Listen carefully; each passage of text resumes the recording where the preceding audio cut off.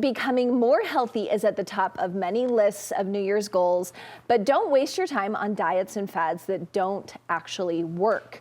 As many of us have learned, recommendations can change over the years. And often it turns out that what we think is healthy becomes problematic down the road.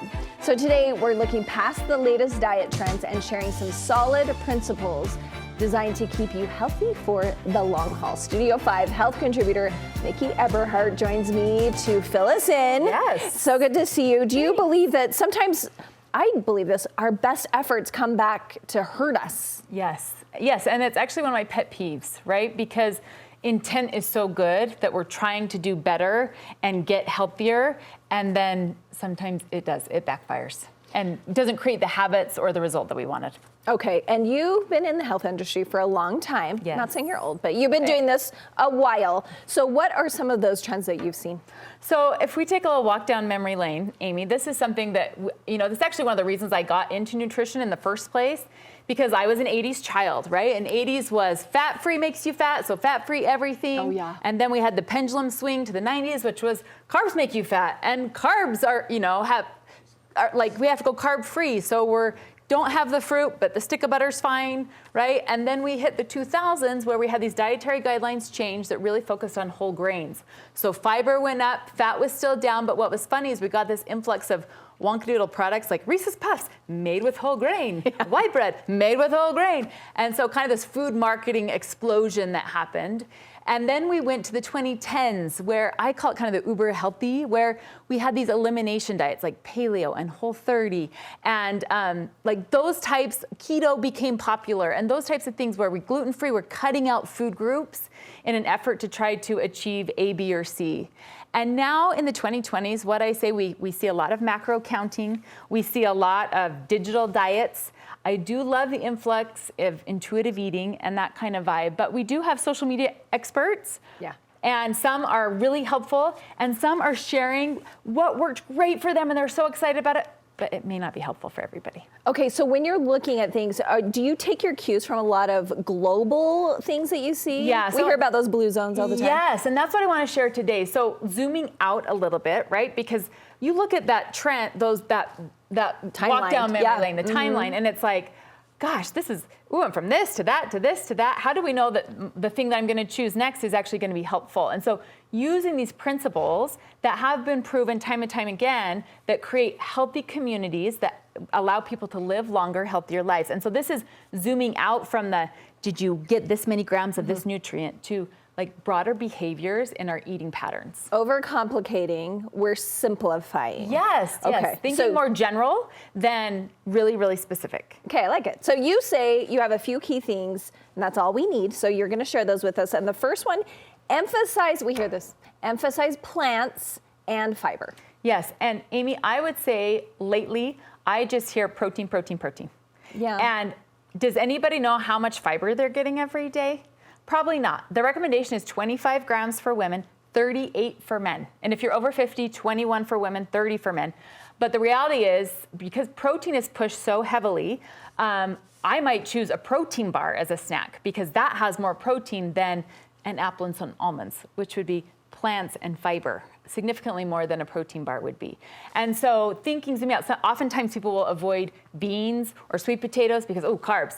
And I can get more protein here, or I'm going to avoid fiber in oatmeal because I can have eggs or this with protein powder. So thinking broader, like protein's great and we need it, but also don't forget to boost up those plants with fiber.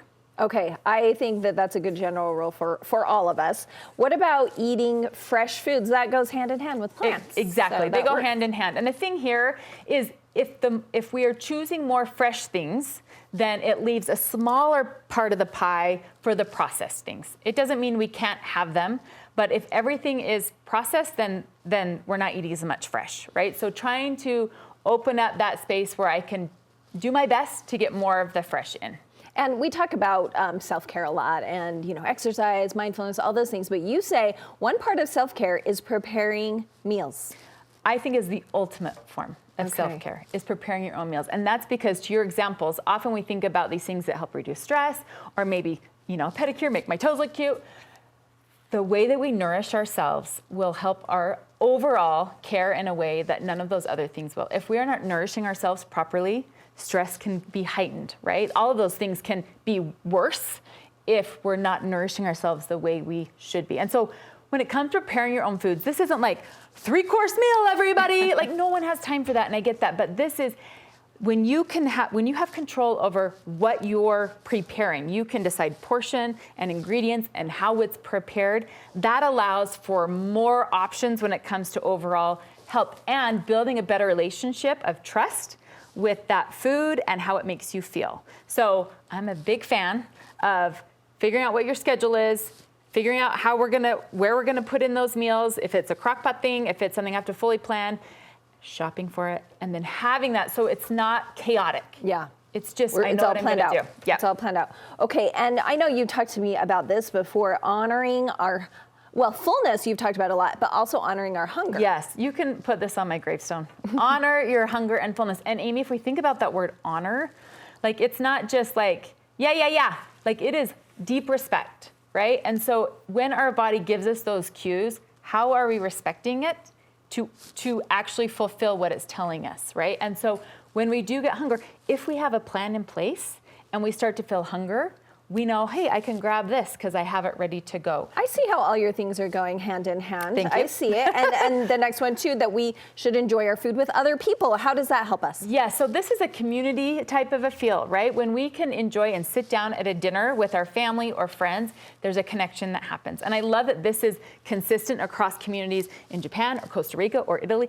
It is enjoying food with others. So if there's a plan that you're following or a program and it's like, it's too restrictive to eat with somebody else I love, a little red flag should go up. Okay, Yeah. Thanks for giving us a red flag. This one also, that we're eating enough. How is this different than you're saying prioritize or notice our hunger and our fullness? Yes. But make sure we're eating enough. Enough, because like, Amy, you know how there's that saying, like, you can't out-exercise a poor diet. You can't out-supplement poor intake. Mm-hmm. Like you have to be eating enough. And we look kind of, I have this pyramid as an example, that at the base of this pyramid is the timing, like how often and frequent we're eating, but the next one above it is quantity, how much we're eating, and then the variety. Like, am I getting a wide variety from those fruits and vegetables? You see the tippy top is performance nutrition. I can have the bougiest supplement that there is on the planet, but if I am not eating enough and frequently throughout the day, it won't matter. And just an example, like often we'll get asked about like gut health things, right? And people take probiotics and all these other supplements for gut health, but they're not eating enough. And she created that pyramid, as you can see. And you know, you're doing some classes. Yes. We've never promoted classes for you on here before. So tell us about those online classes. So there's a lot more detail I can go into all of these that I really want to help people figure out how to make these tips work into their own busy life. So it's the first week of February and it's just online. So if anyone wants to hop in and join, they can just find it at my Instagram at Nutrition by Miki. Nutrition by Miki, M-I-K-I. Yes. Okay, thanks so much. Thanks, Amy.